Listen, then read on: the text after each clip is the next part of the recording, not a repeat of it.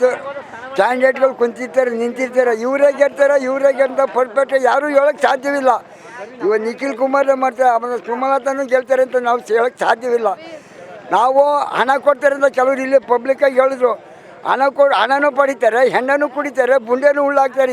ಇಂಥ ವ್ಯಕ್ತಿ ಡೆಫಿನೆಟ್ ಬರ್ತಾರೆ. ನಾವು ನಿರ್ಧಾರವಾಗಿ ನಿಕಟವಾಗಿ ಹೇಳೋಕ್ಕೆ ಸಾಧ್ಯವಿಲ್ಲ ಅಂತ ಹೇಳಿ.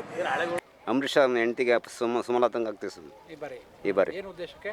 ಅವ್ರು ನಮ್ಮ ಕಟ್ಟಡ ಎಲ್ಲ ಚೆನ್ನಾಗಿ ನಡೆಸವ್ರೆ.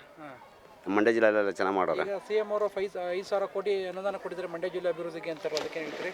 ಅದಕ್ಕೆ ಮಂಡ್ಯ ಜಿಲ್ಲೆ ಅಭಿವೃದ್ಧಿಗೆ ಇಲ್ಲ ಸರ್, ಏನು ಮಾಡಿಲ್ಲ. ನಾವು ಅಂಬರೀಷ್ ಅವ್ರು ಹೇಳಿಬೇಕಾರೆ ನಮ್ಮ ಹಳ್ಳಿಗಳಿಗೆಲ್ಲ ಚೆನ್ನಾಗೆ ಸ್ಕೂಲ್ ಮನೆ, ಬಸ್ ಸ್ಟ್ಯಾಂಡು, ಕುಡಿಯೋ ನೀರಿಗೆ ಎಲ್ಲ ವ್ಯವಸ್ಥೆ ಮಾಡೋರು. ಅವರು ಚೆನ್ನಾಗಿ ಮಾಡೋರು ಸರ್. ಅದು ಮತ್ತು ಚಂದ್ರಶೇಖರ್ ಅಂತ ಇದ್ರು ಸರ್ ಮಂಡ್ಯ. ಈಗಿಲ್ವಲ್ಲ ಅವರು? ಈಗಿಲ್ಲ ಸರ್.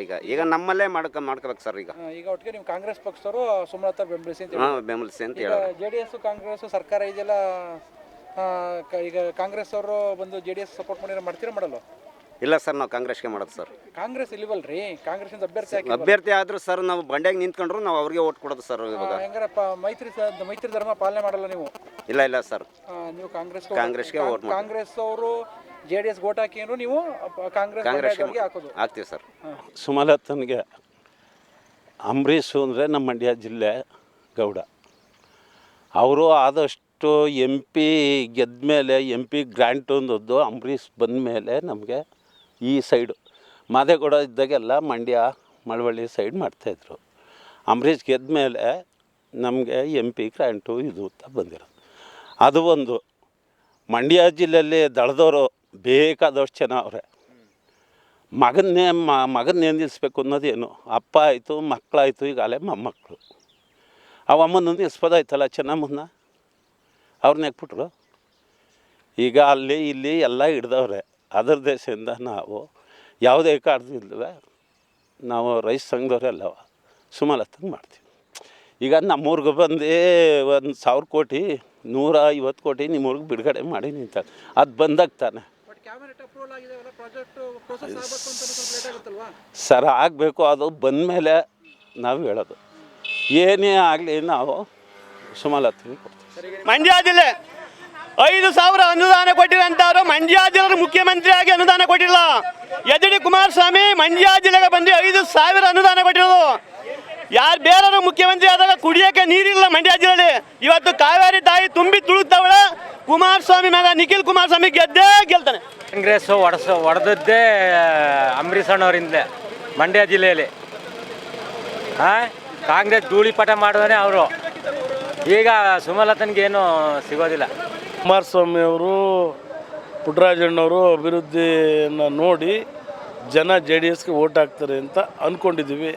ನಾಳೆ ಹೆಂಗೆ ಮಾಡ್ತಾರೋ ಅಂತ ಯಾರಿಗೂ ಗೊತ್ತು. ಇನ್ನೂ ಸಮಯ ಅದೇ ನೋಡಿ. ನಾವು ನಿಖಿಲ್ ಅವರ ಗೆಲ್ತಾರೆ ಅಂತ ಅಂದ್ಕೊಂಡಿದ್ದೀವಿ. ಇಲ್ಲಿ ನಾಳೆ ಏನಾಗುತ್ತೆ ಅಂತ ಹೇಳೋಕ್ಕಾಗಲ್ಲ. ಇವತ್ತಿಗೆ ಅವರು ಮುಂಚೂಣಿಯಲ್ಲಿ ಸೋಲು ಅನ್ನೋ ಪದನೇ ಇಲ್ಲ ಅನ್ನೋದು ನಮ್ಮ ಅನಿಸಿಕೆ. JDSನಿಂದ ನಮ್ಮ ಪಾರ್ಟಿಯಿಂದ ನಿಖಿಲ್ ಕುಮಾರ್ ಸ್ಪರ್ಧಿಸ್ತಾರೆ. ಹಾಗೂ ನಮ್ಮ 8 ಕ್ಷೇತ್ರದಲ್ಲಿ JDSೇ ಅಧಿಕಾರದಲ್ಲಿರೋದ್ರಿಂದ ಮತ್ತು ನಾವು ಇವತ್ತಿನ ಮುಖ್ಯಮಂತ್ರಿ ಕುಮಾರಸ್ವಾಮಿಯವರು ನಮ್ಮ ರೈತರ ಬಗ್ಗೆ ಎಷ್ಟು ಕಾಳಜಿ ತಗೊಂಡಿದ್ದಾರೆ ಅದನ್ನು ನಾವು ಆಲೋಚನೆ ಮಾಡಿ ನಿಖಿಲ್ ಕುಮಾರಸ್ವಾಮಿ ಅವರಿಗೆ ಓಟ್ ಹಾಕಬೇಕು ಅಂತೇಳಿ ನಮ್ಮಲ್ಲೆಲ್ಲ ಒಂದು ಇದನ್ನು ಕೇಳ್ಕೊತೀವಿ. ಮತ್ತು ನಾವು ನಿಖಿಲ್ ಕುಮಾರಸ್ವಾಮಿ ಪರವಾಗಿ ಮನೆಗೂ ಹೋಗಿ ಮತ ಮಾಡ್ತೀವಿ. ನಾವು ನಮ್ಮ ಜೊತೆ ಸ್ನೇಹಿತರುಗಳು ಅವರ ಮನೆಯಲ್ಲೇ ಕೂತ್ಕೊಂಡು ನಮ್ಮ ಕಷ್ಟ ಸುಖ ಮಾಡಿದ್ದಾರೆ. ಅವ್ರಿಗೋಸ್ಕರ ನಾವು ದುಡಿಬೇಕು ಅನ್ನೋ ಒಂದು ಛಲ ನಮ್ಮಲ್ಲಿ ಬಂದಿದೆ. ನಿಖಿಲ್ ಕುಮಾರ್ ಗೆಲ್ತಾರೆ.